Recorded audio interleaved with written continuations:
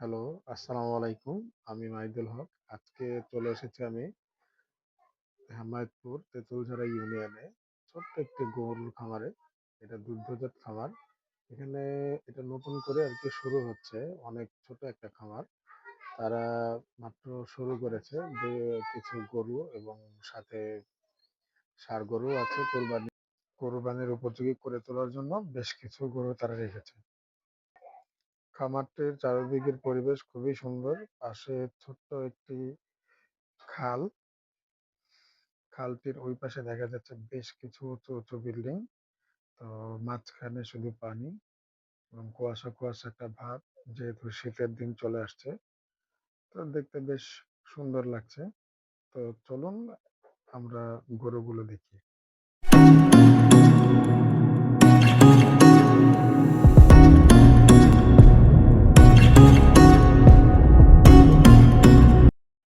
আমরা খামারের মধ্যে ঢুকেছি।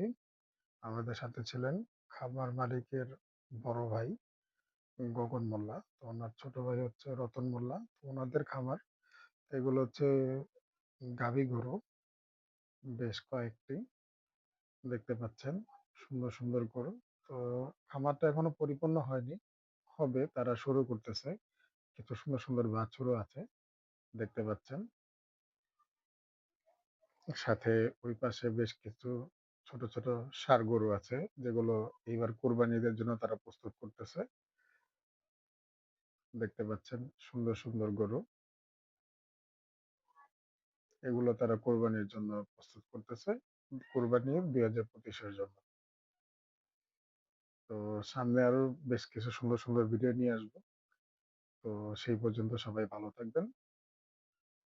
সবার সাথে ইনশাল্লাহ দেখা হবে নেক্সট ভিডিওতে। আল্লাহ হাফেজ।